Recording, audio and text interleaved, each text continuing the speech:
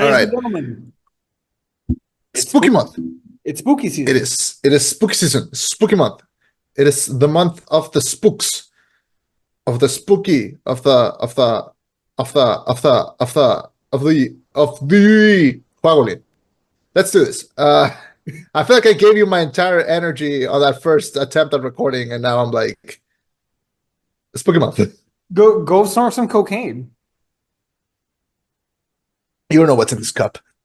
Anyway, uh, so Doubters? we are gonna do a little special episode here. We're gonna do our five like movies that we like seeing on spooky season. Obviously, these are not like our favorite films of all time. They're not specifically just horror, but they are like to us what gives us that good cozy fall feeling. I think. I agree with that. Yeah. Okay, so then yeah, so I think our lists are going to differ because very much mine are very in the horror, scary, thriller context. I think I'm assuming yours may even be a little wholesome. Mine is a little bit more wholesome. Mine is more about vibe, more about like that Halloween like feeling. Yeah, this is going to And yeah, I vary think it's gonna widely. be yeah, it's going to differ violently, which is good. We want that different. So whatever you're looking for, you can find it here in our list. Um, There. Last time that we tried to record this, you started doing a honorable mention, so we should jump into that, and then I'll tell you my honorable mentions, and then we can do our top fives. Done. All right. Honorable mentions. First one is It Part One. It Chapter One and Chapter Two both are really good. Terrifying marathons of movies though. Like you need to plan your meals if you're gonna watch those movies, especially back to back. Um, Trick or Treat, a great anthology film, which I wish had made it into a film series. Like imagine every 2 years you get a Trick or Treat. I don't know. I think that could have worked. Like a new Saw, like a Yeah, new Paranormal Activity. Yeah, or like it would have VHS, been cool. kind of If we like can, if we can have more than one Terrifier, we could have had more than one Trick or Treat.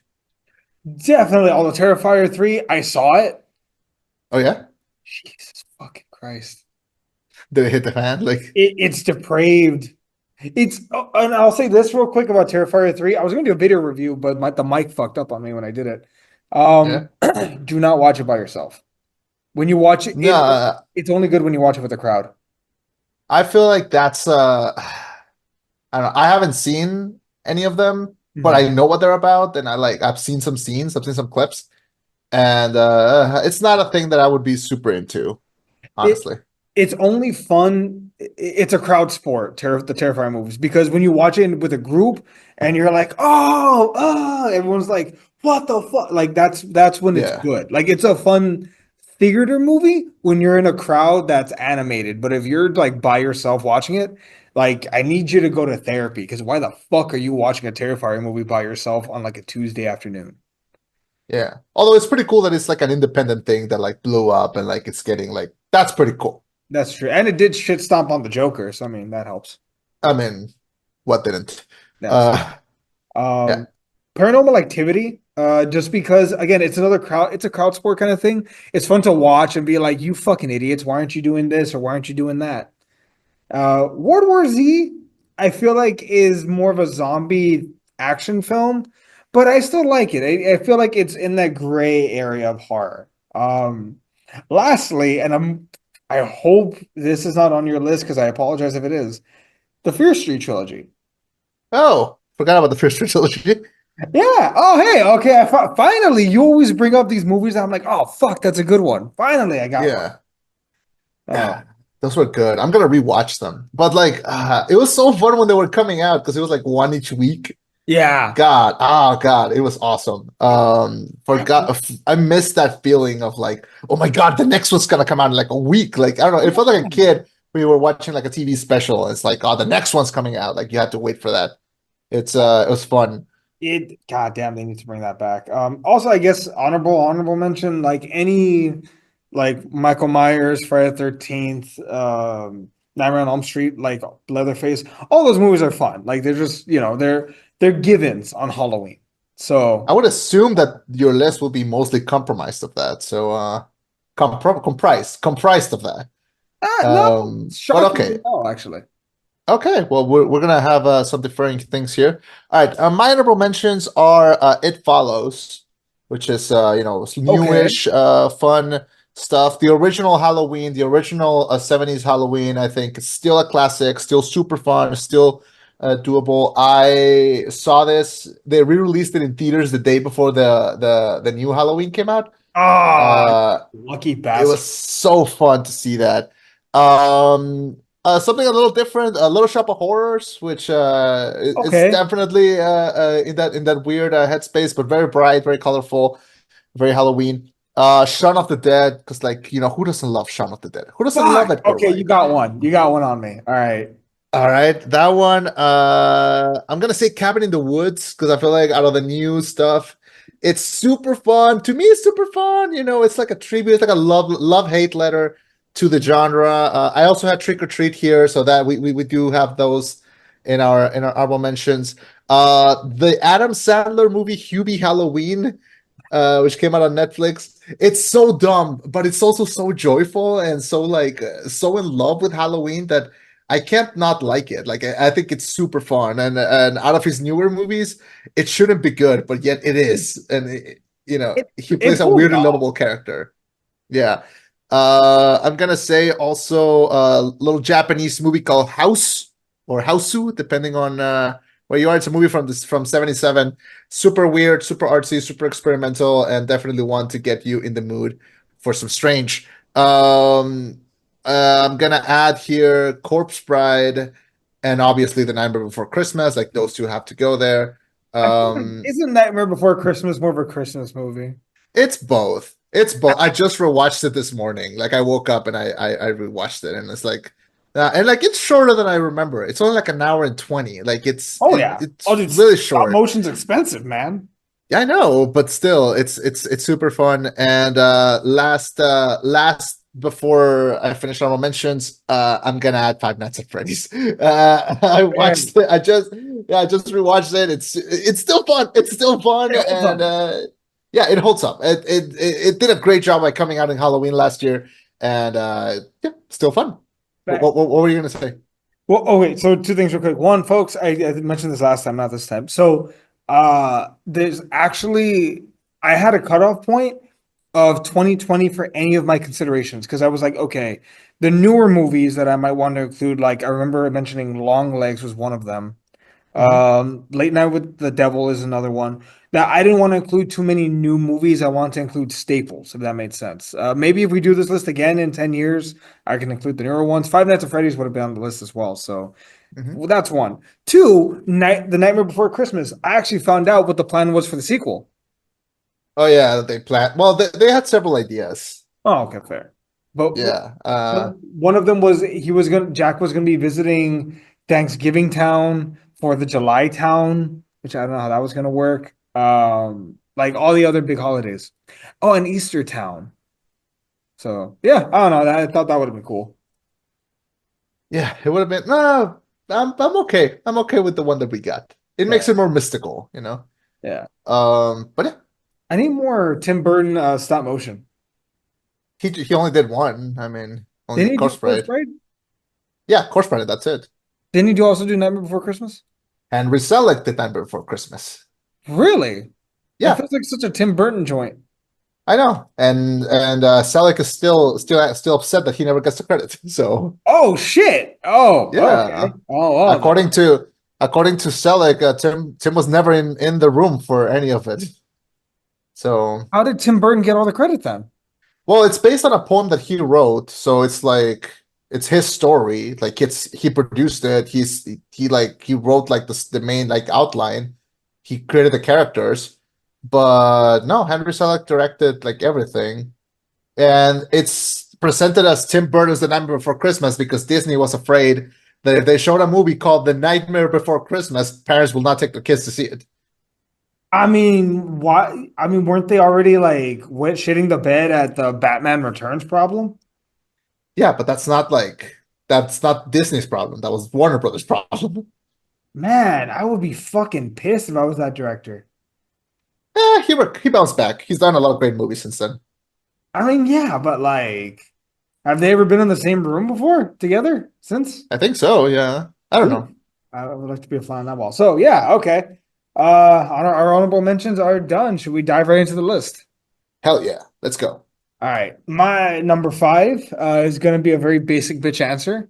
Uh, The Exorcist. Again, Okay. hear me out, ladies and The gentlemen. original one? Fans. Yeah, the original.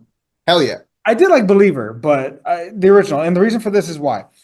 So obviously at the time it was considered very terrifying, and I'll be the first to admit, with the first time I saw it, I was like, "What the fuck? Why is this so scary? I don't understand." Like it's not that bad. It's a little scary, but it's not crazy. But the more I go back and rewatch it, the more I pick up on other things, other tropes, other ideas that they were considering. The very concept of one, a mother trying to protect her daughter and not being able to do dick about it. Science failing, the disturbing scenes when they're sticking things into poor Linda Blair, needles and whatnot. The part where they actually have to stick a needle into her throat and the blood spews, like the little horrifying tidbits of it. The Exorcist is it's a horror film that's been re-examined over and over and over again, and it warrants it because there's so many layers there. Not to mention the fact that it essentially kickstarted a genre that arguably has elevated, but also never really gotten better. There's only like one other like demon possession movie I would say that's better, and it might be on my list. But Mhm. The Exorcist is just too damn good to not watch every single Halloween. So for me, that's why it's my number five. There's so much there to dive into. It's a great vibe and it's super fun. I mean, it's fun and like it's quotable and like Yeah. they brought exorcisms into the mainstream. It's a great choice. Yeah. Yeah. Which is nuts because back then, like exorcisms were unheard of because Yeah. it was an archaic thing, and Andy freaking had an idea and shit, it worked. And the horror stories from the shoot, my God, poor Linda Blair, poor anyone that worked on that goddamn movie. Not to mention the fact that it's cursed, but also kind of cursed because of all the bad Yeah. things that happened. So, Yeah. but yeah, if you want to get into the Halloween season, The Exorcist is a great or terrible way to start. I think it's a great one. All right, my number five. I'm starting the list and I am cheating. I am cheating on this list. I never do it. I'm gonna do it once, okay? But my number five is actually a mini series, but you can log in on Letterboxd as a movie, so I'm counting it. Over the Garden Wall. Have you heard of this thing? No, what's it called? Over the Garden Wall. So it's an animated 2D, traditionally animated show. It was made by Cartoon Network, and you can watch it on Max right now. It's made by Nate Cash, and it is the story of two brothers, Wirt and Greg, and they find themselves lost in a forest. And they start to try to find their way home. And throughout the episodes, you start to kind of get a feel of why they're there and how to get back. This is a callback to shows like Samurai Jack, to shows like when you shows that you watched when you were a kid, or covers the cowardly dog. Shows that you watched as a kid, and you're like, this feels kind of serious. This feels kind of like a little darker, a little moody, and it's a great show. I watched it for the first time a couple of years ago because it came out on Max, and I was like, I need to watch this. Like I've never seen it, and I watched. It was literally Halloween. I threw it on, and man, it wrapped me like a nice blanket. It was dark, but not like dirty dark. Like it's something that like a kid would discover and be like, "What is this?" Like I'm afraid, but like after finishing, I feel a little braver. You know, Hmm. um, it's one of those things that like I would have loved to have seen this as a kid. I would have been all over this. But even as an adult, I can appreciate its darker topics, its darker like themes, and also the fact that it's a very funny show and that it's a mini series. Like it starts and it ends. It's a full story that starts and ends. Mhm. And the traditional animation, man, it's this is I'm so sad that they don't do this anymore. But the 2D animation really works. It's so bright, it's so colorful, but also like it's so fallish. The music is great. The gags that they constantly do. The two brothers, they're voiced by Elijah Wood and Colin Dean, and they both do a great work. It's just a new staple of Halloween, and I know this because people love the show. They adore the show. It's like Gravity Falls, but with crack on it. And yeah, I'm cheating. I'm putting that as like my number five, but it's because it's supposed to be there. It's a new staple of Halloween. Immediately makes you feel like it's fall, and I highly recommend if someone has not taken the plunge, do it. I think it's only like 8 episodes of like 20-30 minutes. It's nothing like you can bump it out in like a day off, and it really gets you in the mood for a spooky season. Uh, and yeah, so highly recommend. If anyone hasn't seen it, do it. If you have seen it, you know it's about time to rewatch it. So yeah, Over the Garden Wall. Right. Okay. So I can see it looks very charming. I maybe it's something to pick up. Um, to that end, I might be cheating right now. I'll give one, but there'll be like an asterisk at the end of it. Okay. My number four is gonna be Scooby Doo on Zombie Island. Okay. But you can include the Witch's Ghost, Alien Invaders, and the Cyber Chase.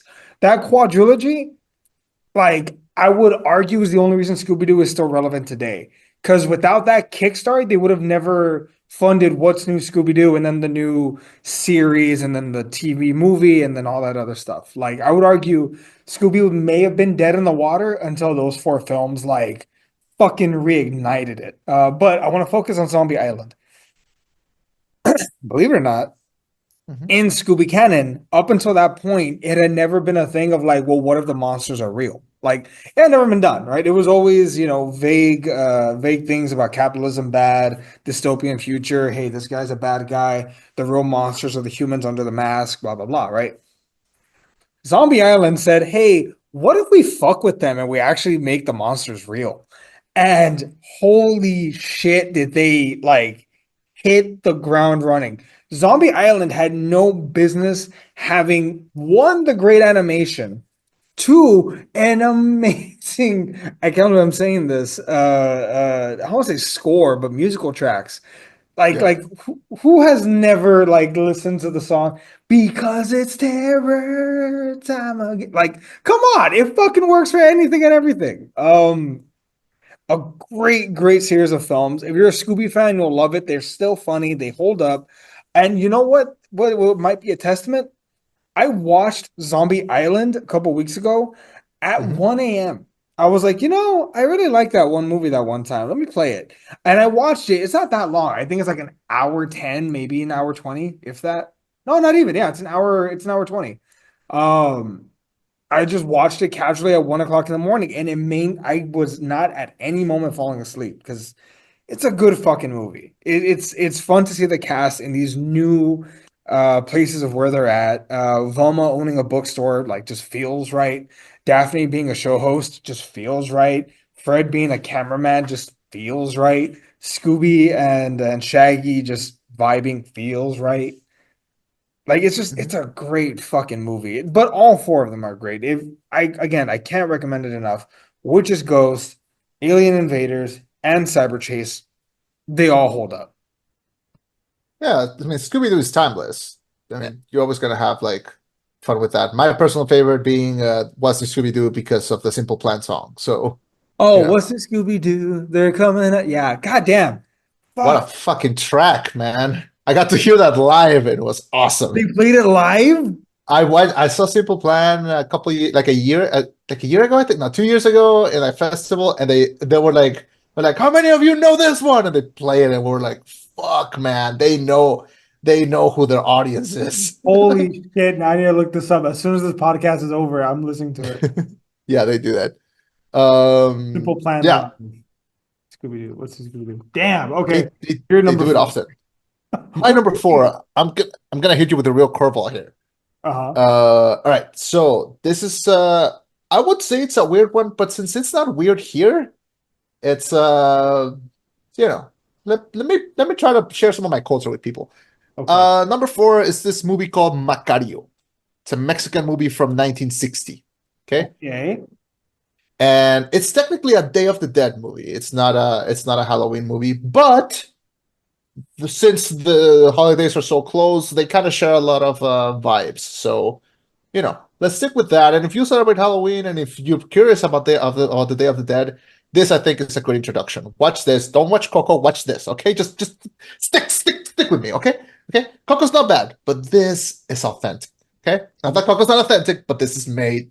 It's different. Black and But white movie, 1960. Cautionary tale of this man called Macario, and one of the most important movies in Mexican history.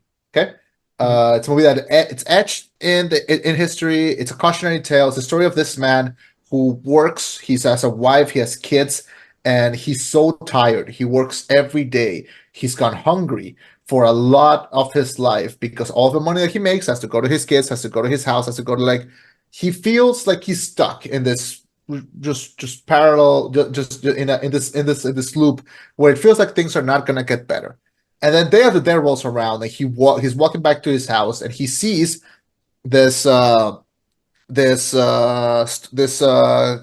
where they're doing chicken, like they have like alive chickens, and they're getting them ready to like defeather them and have them ready as like you know chicken to eat. yeah, And like he sees them, and he stays like just thinking about them, and he goes back home, and then his wife catches him and goes like you seem like disturbed, you seem like tired, are you okay? And he goes like, I am so hungry, like I am so tired, like I really like. And she goes like, what do you want? He goes like, I want nothing more than to have like a roasted chicken just for myself. Like I don't want to. I know it's selfish, but I don't want to share this. I want this for me. I want to eat it and I want to enjoy it by myself. Like I would do anything for that. And his wife tells him like, you're hungry. You're hungry, ain't it, man? You hungry, ain't it, man? And then he goes like, I've been hungry my entire life. And that's like the beginning of the story. And then it goes into the story moves. She surprises him the next day, and she goes like, "I made you a chicken. It's just for yourself. Go to like the outside of town, like enjoy it, like and come back when you're finished. Like just like have this for yourself, please." And then a cautionary tale starts because I don't want to spoil the whole movie, but like the setup is he goes there, he starts to eat it, he's like about to like enjoy this thing that he's wanted his whole life, and then an old man shows up and starts telling him like, hey, I'm so hungry. Like, can you please like share some of your chicken? And he's like, fuck you, man, no. And he like escapes. And then and then another man that's like very like well like like very like well dressed comes up to him and is like, hey man, would you share some of your chicken? And he's like, no, fuck off. And then he goes away. And then like a third man shows up and it's like, can I have some of your chicken? And he's like, sure. And then he shares like half of his chicken, and he goes like, why did you share it with me and not with the first two? And it's like, well, the first one, he seems like he was gonna die anyway. So like, what would my chicken would have done for him? And then the second one, he seemed like a rich guy. He could afford his own chicken. And then the third guy goes like, that first one was God. The second one was the devil. And he's like, yeah, I know. And Macario's like, I know. And he's what? like, I was like, okay, then why do you share it with me? It's like, I just had like a feeling. I just had a vibe. And the guy's like, you're right. I'm deaf. And he's like, and because you were nice enough to share this with me, I'm gonna give you a little present. And that starts the story. And this is a story that like it has a strong message, it has a very strong ending. One of the most memorable images in Mexican cinema is in this movie, and is this scene where Macario enters this cave with a bunch of candles on it, and every candle is like the lifetime of every person. Yes, the scene from Blue Beetle is inspired by this scene. Yes, uh, yeah. So, like I mentioned, one of the most memorable movie scenes in history, one of the most memorable monologues, a lot of quotes, a lot of really standing strong imagery is present in this movie, and it still remains a classic. They pass it on TV every time it's a Day of the Dead. And I think I've been talking about it a lot, but just to let you all know, this is an absolute classic, Macario 1960. Watch it. It's inspiring. It's one of those movies that like really resonates with the season. And like I mentioned, strong imagery. It has remained a classic because of that.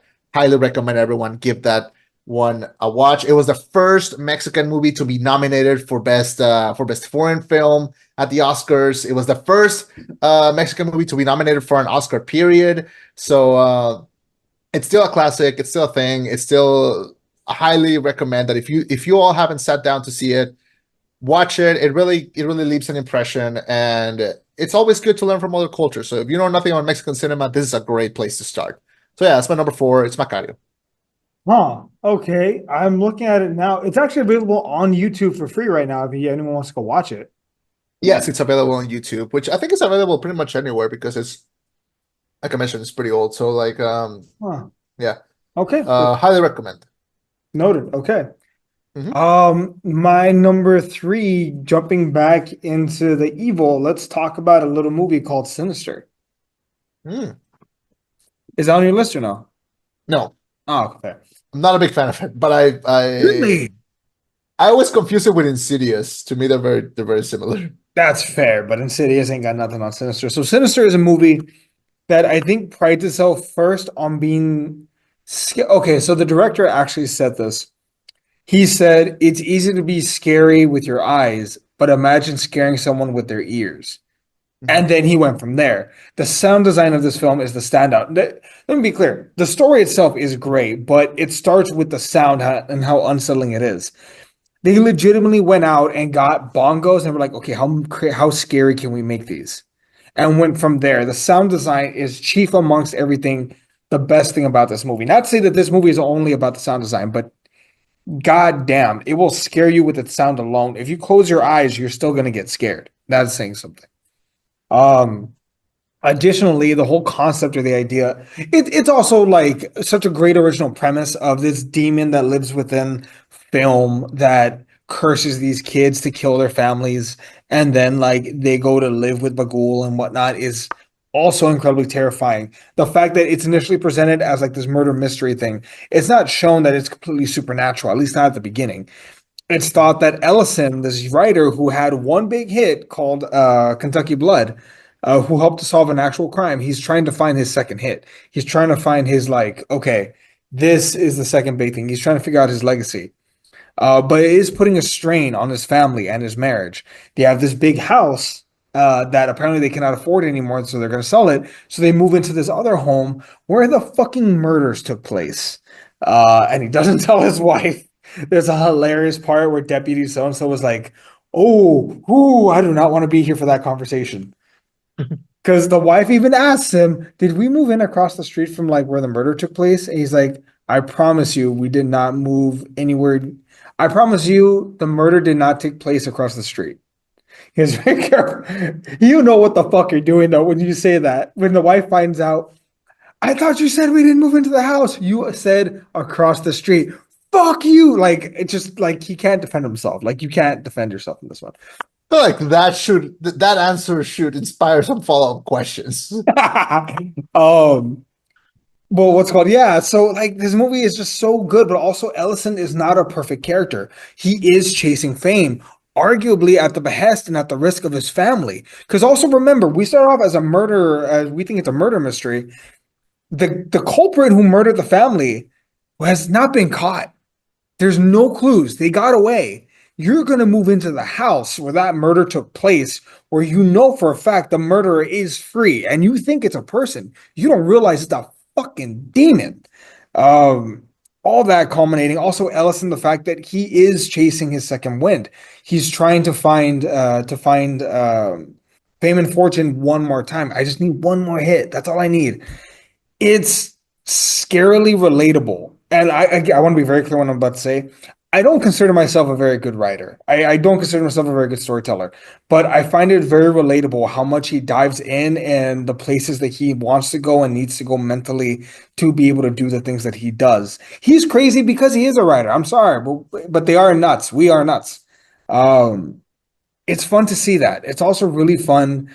to see an actually realistic marriage for once, where there's a scene also in the movie where she tells him, I need you to know if this goes south, I'm taking the kids and going to my sister's. Like, she's very supportive of him to a point. But there's also a point in any marriage where you need to be able to call each other out and say, hey, you're going the wrong way, and I will fucking walk. And that is so realistic, and it just adds so much more to the movie. His flaws. Deputy so and so makes it funny because at one point he's like, snakes don't have feet. It's a damn good movie. It's terrifying, great premise, great fucking ending that I didn't see coming, nor did I think anyone else. Also, the fact that like there's technically like 4 or 5 mini movies in this film of like murders of families, like it's gruesome and horrifying, and there will be something to get you, whether it's the family that's getting their throat slit, the family that's being drowned, the family that's being set on fire, the family that's being hung altogether. Like something will fuck with you inevitably at some point.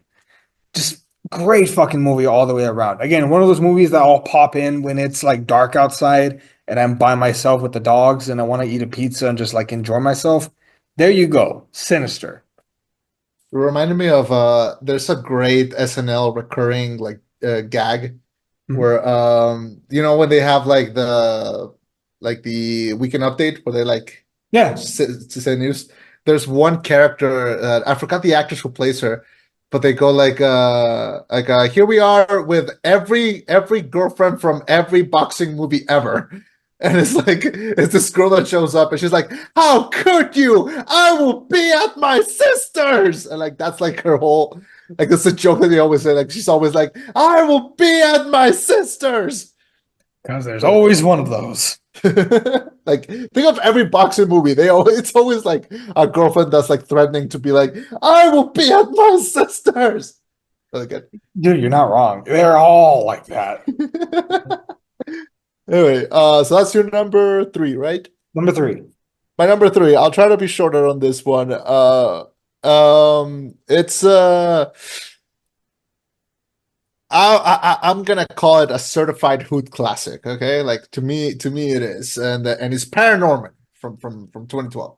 Okay, I see that. Like yeah, like a movie. It's I love this story. I love how it's like this kid who's an outcast because he can talk to ghosts, and like the whole guy is like everyone knows that he can talk to ghosts, and they just bully him.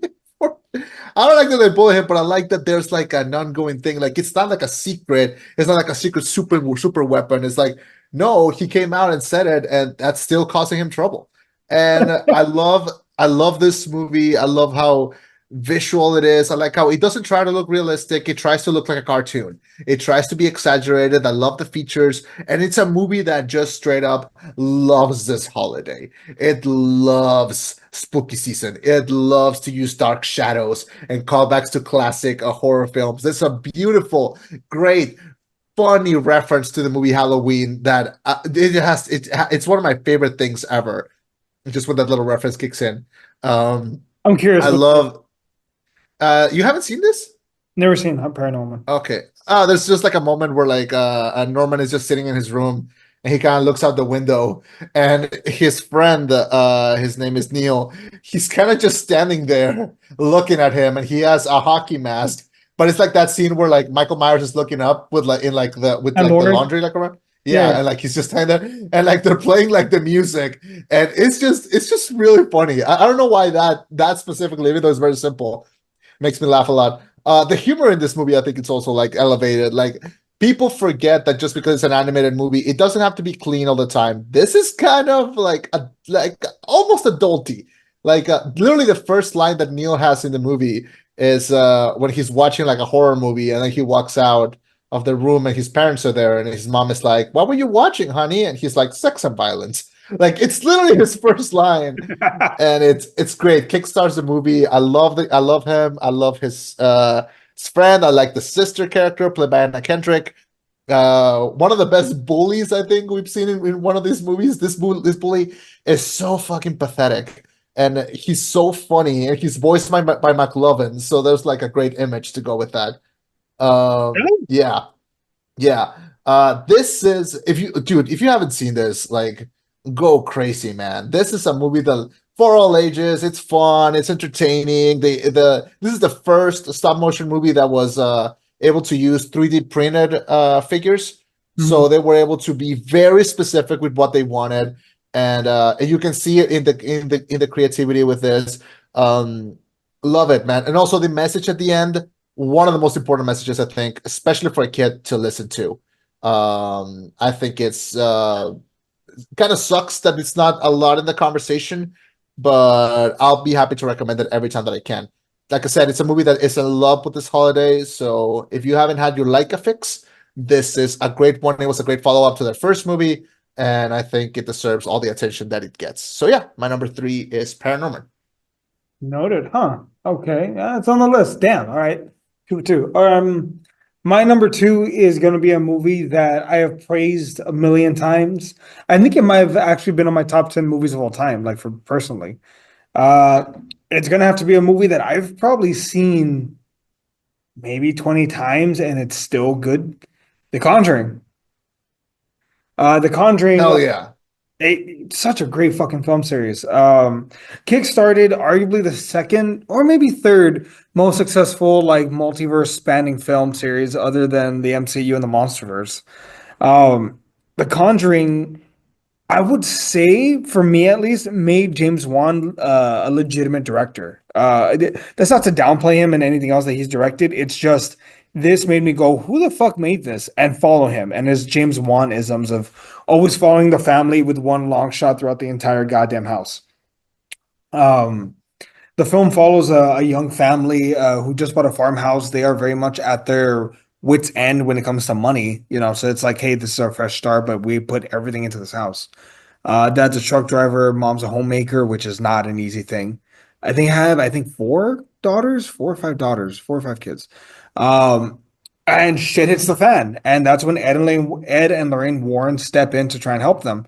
And it's so great, especially if you go back and watch it. You're not going to notice Ed and Lorraine Warren don't feel like the stars of the movie. This feels like an ensemble cast. Like the family feels legitimate. Also gave Joey King her start, I would argue.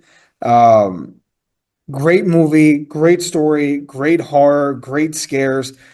Funny at rare moments when it needs to be. There's a point where Ed picks up this really big ass camera and he's like, "It's so It's light." so light. And it's like this fucking like it'll break your shoulder, but it's like this is nothing compared to the other ones. It's fucking Yeah. great. There's even a point where like they have a cop that's a musclehead, and he's just like, "We need a UV light." It's I don't know, something about that's just funny. Yeah. Um, Also the fact that, and you're gonna see it, that I movies are always elevated for me when they have significant emotional attachment. And I remember watching this movie, going with my mom and my sister to go watch this, and we were all petrified in it. And it was fun. It was a great bonding experience. We all enjoyed ourselves. Um, yeah, and it kickstarted again The Conjuring 2, which I would argue is really good. The Conjuring 3, Yeah. which unfortunately happened. I'll defend the first Nun and some of the second one. I'll defend the Annabelle trilogy. Like it's a good film series. I wish we had the Crooked Man though. Um, but yeah, I really hope Conjuring 4 like finishes out the series on on a high note, on a strong note. But yeah, The Conjuring. It's a movie you need to watch to get into the Halloween spirit, to me at least. You know, some people will say that those are some of the best horror movies made. I would tell you they're one of the best romances ever made. One of Because the Ed best. and Lorraine, one of the best romances ever made, because Ed and That's Lorraine Warren have chemistry up the ass. Like that's very they true. are stupidly charming. And I love those two actors together, Patrick Wilson and Vera Farmiga. I think they are relationship goals. Anyway, big fan of those. Yeah. I think there's a part at at the end where I think he's singing the song "I Can't Help But Falling in Love with You." That's the second one, yeah. Yeah. Oh, that's the second one. Well, either way, there's such sweet moments. They are, and I like how the movies are not like for example, yeah, they do end with like them going to like their little basement and putting like the scary thing and being like, hey, like this is like thing. But I like that most of the time the movies are like hey, look at these two. Aren't they cute? Like, Aren't they aren't they, adorable? aren't they adorable? Like, look at them. Like they're like they're like Morticia and Gomez Adams. Like they're like as closest as we got. Like, real nice. Yeah.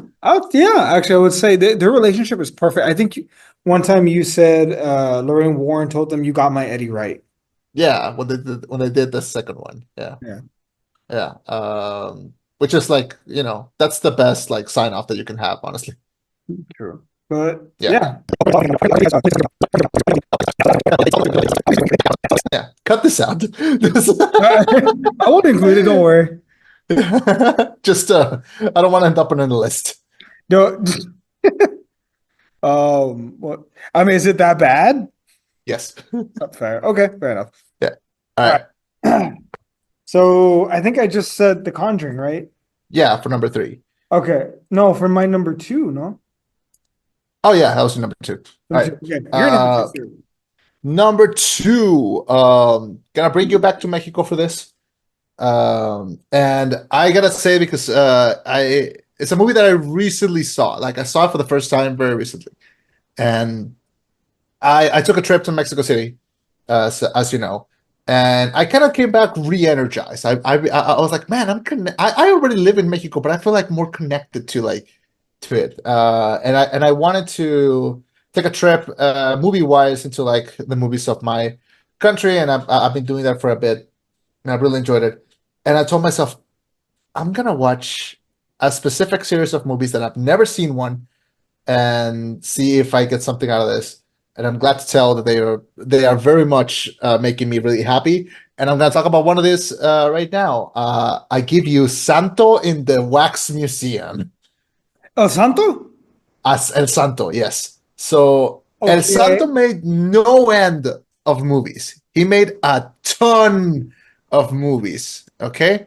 The cool thing about El Santo is that imagine if you were a kid in Mexico City growing up and you're reading comic books, and there's El Santo comic books and you read them and you're like, oh my God, he's like a superhero. And then you go to the Mexican wrestling arena and he's there. Imagine you're a kid reading Batman comics and you can just go see Batman like exist. Like El Santo was such like a once in a lifetime thing that we literally have not been able to replicate since.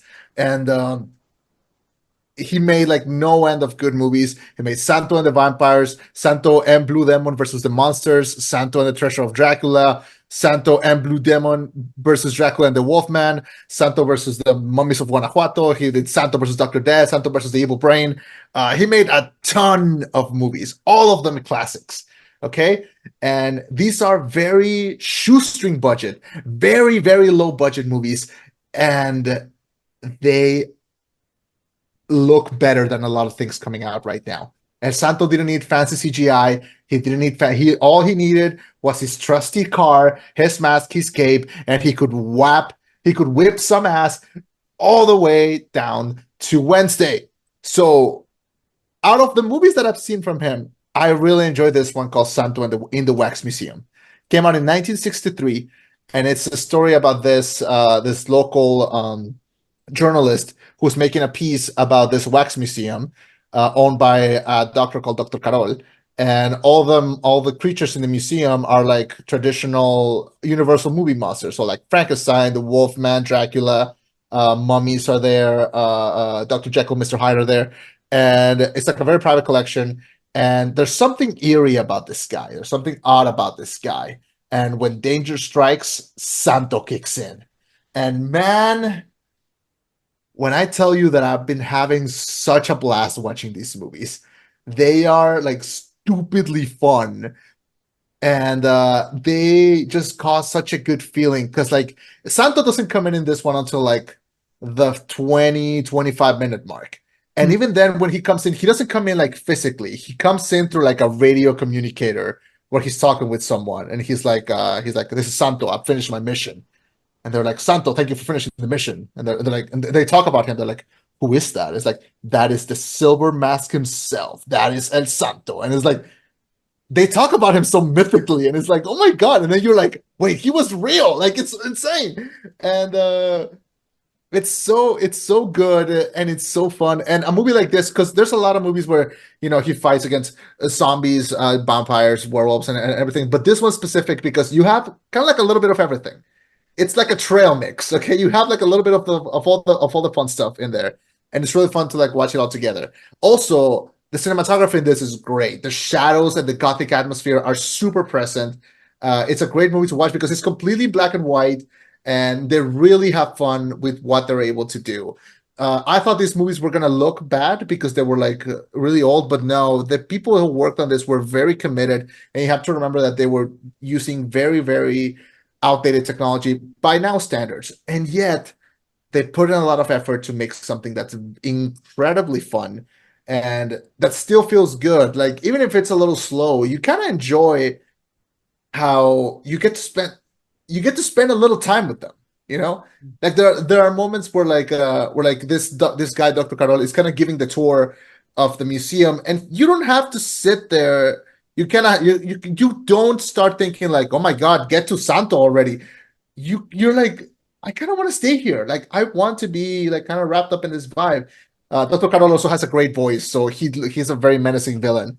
Mhm. And so yeah, highly recommend. If y'all haven't seen a Santo movie, this is not the pick for like people's favorite. I know that people love some other of his movies, especially Santo and the Vampires, but these are all available on YouTube. Like they're super easy to watch. I highly recommend it. I felt like really connected to the mysticism of Santo, and it's just a cool thing that like I can't believe something like this existed. It was just like wrestlers don't are not this mystic anymore. They're not. They straight up aren't. They're rock stars, and Santo was never a rock star. Santo was, a watchful protector, a hopeful presence, and it's just so cool to see him just like in his element, just masked, winning, and walking away in the middle of the night in his convertible Mercedes Benz. It's just he was cool, man. You know, So it, yeah. it's been said that the only figure in the US that can be comparable to El Santo is Superman. Like that's how mythical, like how high up he is. It's like Yeah. that's the only comparable figure because also he's pure. Like Superman is pure. El Santo is a good guy. I mean, as far as Yeah. I'm aware, like there's nothing bad But here's the thing. Santo was real. No, yeah, no, I Like that's agree. the thing. Yeah. I Like wonder. he was buried with his mask, man. Like Yeah. he Oh, was he was like, buried with it on. He only took it off yeah. one time in public a week before his death. Yeah, because he knew. Yeah. He's like, I think I'm on my way out. Thank you for. Yeah. Yeah, And that pretty much was it. Yeah. I wonder why they've never made a documentary on him or like a biopic. I think it's so hard, man. It's so hard to do. It's so hard to That's what I've been saying. I've been saying why have because they made a bio series. They Mhm. made a biopic series about Blue Demon, but they haven't made one of El Santo. See, I wonder if it's because of film about like the rights to his name and who can authorize it. Because I I'm think it's reading. only his son. I think and his son El Hijo del Santo, not to badmouth him, but he's very like if someone wears a Santo mask in public, he'll be like, yeah. And it's like first of all, get the fuck out of here. Like you're not him, okay? You're not your father. You're not your father, okay? So no, no. It's a shame. It's a shame because we haven't been able to replicate. Like the closest thing is like there's a wrestler right now called Mystico, and he's like the closest that we have. And even then it's not the same. And Mystico crossed into WWE for a bit, but then he had to come back and he couldn't carry like the Mystico name, he had to carry like a different name. And yeah, Uh, it's weird. oh, he did wrestle at Sin Cara for a while. Ugh, poor guy. Yeah. Was he Yeah. the first No, Sin Cara or the second? I think he was the first. Yeah. And then he came Oh, back as Mystico. Like he's good. He's good now, but yeah. he's not. No, there's not gonna be another center. Um, He was known as Mr. Botchamania because he kept like making mistakes in WWE. It's because yeah, they're not used to his like luchador style. That's the difference. Like, there's a big yeah, difference between luchadors and like American pro wrestling. yeah. But no, there's I highly recommend if y'all haven't had your taste of Santo, This is my favorite one. I love Santa on the Wax Museum, and it's just full of gothic atmosphere, and highly recommend that everyone give it a watch. If you're interested in checking out the Blue Demon TV show, do you know who plays him actually? No. So the guy who played Namor in Black Panther: Wakanda Forever, he plays Blue Really? Demon. Yeah, and but there are scenes. So it goes back between like him as an adult and him as a child. So he plays him as an adult. Do you know who plays him as a child? Who? Iñaki Godoy, the boy who played Luffy in the One Piece live action, What the fuck? but like as a child. So yeah. What's the show So called? it's just called Blue Demon. Yeah. Oh, Blue. Oh man, I want to see this now. Yeah. Oh shit. Yeah. Oh, Yeah, so that's a show like sadly there's no Santo show or Santo movie, but like there are Santos movies, honestly, and they star him. So you ain't gonna find anything better than that, honestly. huh. Why? Man, oh, I feel like if Blue Demon has this, I feel like El Santo definitely should. Oh, they teamed up once. It was Santo and the Blue Demon versus the monsters. They teamed up several times, yeah. I did not know this. hmm They have a great story. That's why I'm like shocked. Like, why isn't there a biopic? There should be one, but it's. I understand also why not. It's the You sun. have it has to be perfect. It has to be perfect. Also, like you can't just do whatever. Yeah. So yeah. Anyway, yeah, I know we took like a little bit of a tangent here, but someone that really reconnected with his Mexican roots and loves Santa movies now, highly recommend everyone gives them a spin. Really, they're Fair. super fun. Damn, okay, to follow that, with my number one Halloween movie that I watch every Halloween, and sometimes more than just at Halloween, is gonna be the most anticlimactic answer that I could possibly give you. Halloween 2018. Okay. And I've told this story that it was I saw it at a time when I was away from home.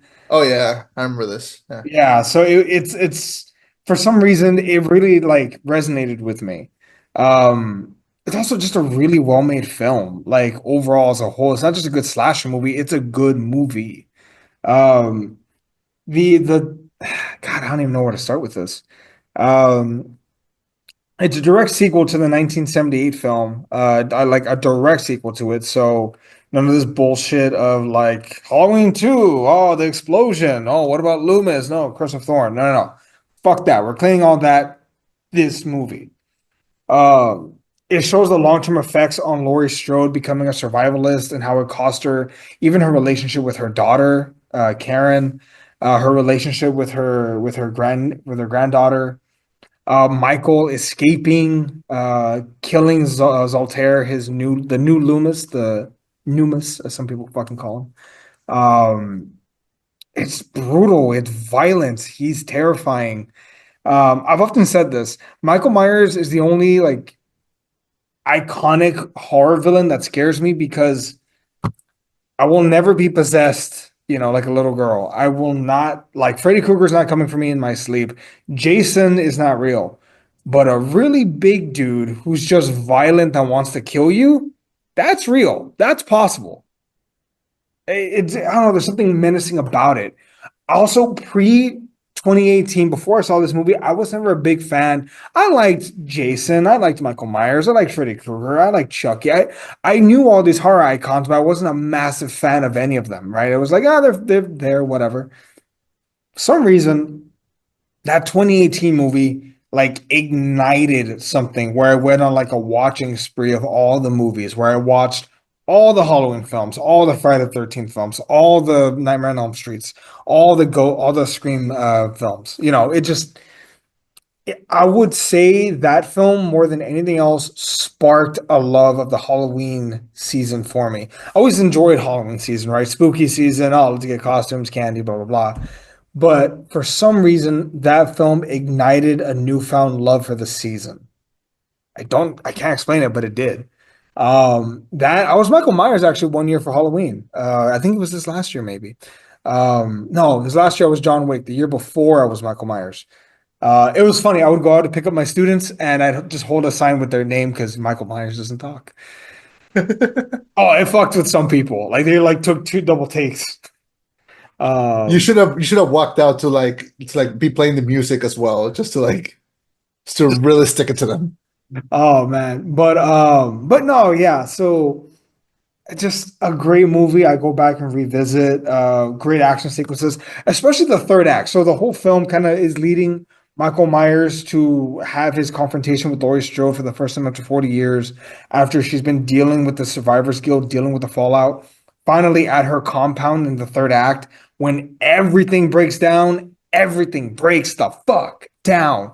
Um, she shoots at him. He keeps coming. He's sneaky. She's sneakier. She even at one point is clearing rooms and hitting switches to bar the room. That way he can't go in or come out. Like she is planned for this methodically. If there was ever a time for a final girl to win, it is Laurie Strode in this situation. And even through the broken relationship that she has with her daughter and her granddaughter, um, late in the third act, she even pulls a Michael Myers when he throws her off the balcony. He turns around, looks back. She's not there anymore, motherfucker. Where is she now? It's so fucking good. Especially that last part in the basement when they kick him down and she says it's not a hiding spot, it's a cage or something like that. Yeah. And they just trap him inside and the whole house is burning down and they're just like a fuck you, Michael. And they leave. Just the movie could have ended there. The whole series could have ended there, and I think people would have been happy. Yes, we got Halloween. We would have. We would have. But Ah, look, Halloween Kills is fine. Halloween Ends definitely tried some things. It's kind of like Joker Part Two, where it's like I respect him for trying something different, but it didn't work out. It's one of those. yeah. Yeah. Um, but yeah, Halloween is 2018. They can never take that from us. Like, goddamn, an amazing movie. Yeah, really fun. That's the one that like I went to see the original one in theaters and then I got to see that one. Yeah. Like literally like a day apart. So that was pretty fun. Um yeah, still very much enjoyed that one. And well, you know how I feel about the other two. All right, that was your number one. My number one,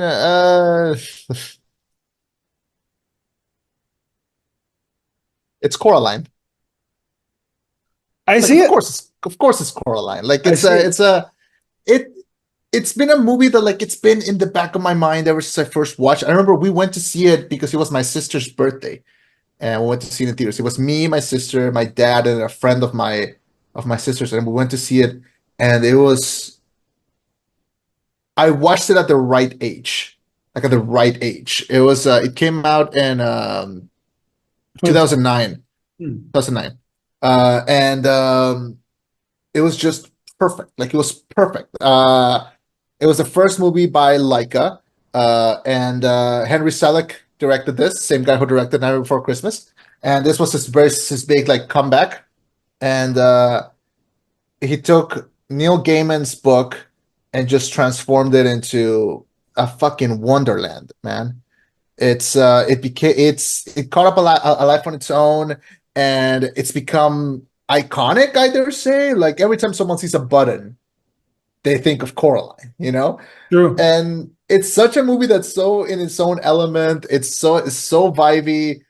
It was re-released a few months ago for its 15th anniversary in 3D, and I went to see it, and it was a rainy day, and I was gonna meet a friend for I don't know if it was lunch or if it was dinner or I forgot, but I showed up and I was like, "Hey, I'm here," and he was like, we set the next day," and I was like, "Shit, you're right. I misread the text. Well, I'm here. I might as well see something," and I rewatched Coraline, and man, holds up.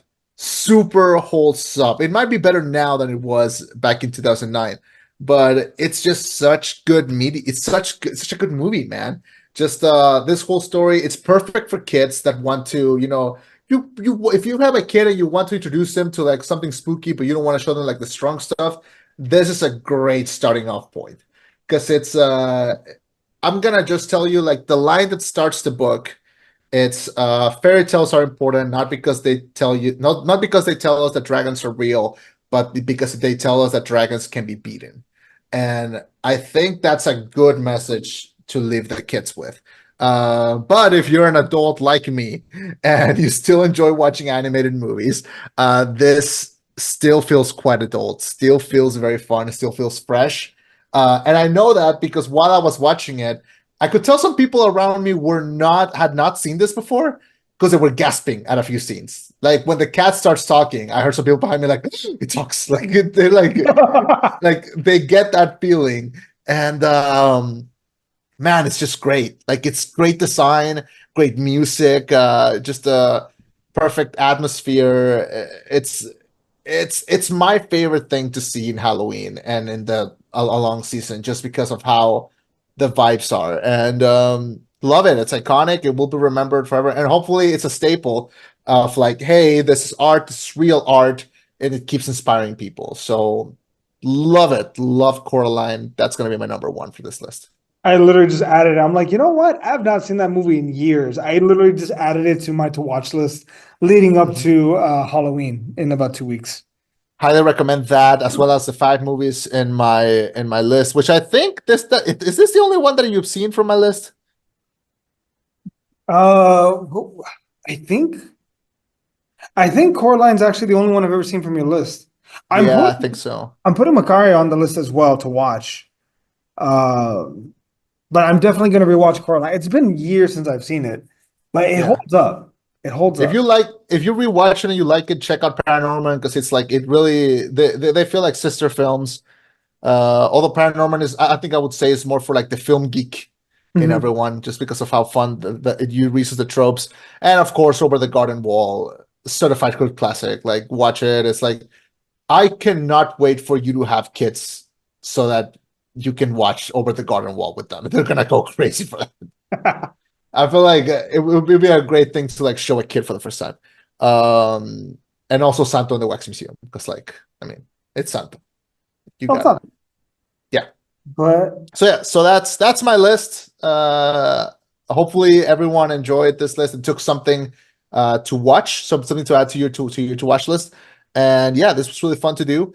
It's a nice break since nothing really interesting came out this year, except for this week, except for one Woman of the Hour and uh what's it called? It's What's Inside, which everyone go watch those. And Smile 2 comes out, I believe, today. yeah, today. Yeah. Yeah. So I think that's what we're gonna review next week. Yes, yes, we will. Okay. In case we don't get to do Smile 2, we should shoot for It's What's Inside or Woman of the Hour, both which are just dropped on Netflix. So What's Woman of the yeah. Hour?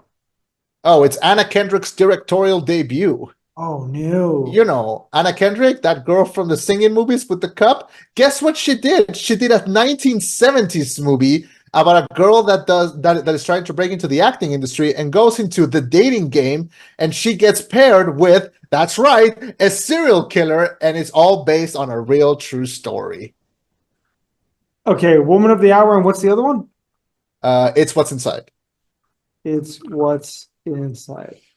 All right. Dude, Damn, I got dude, a list of movies I gotta watch. dude. Anna Kendrick can direct.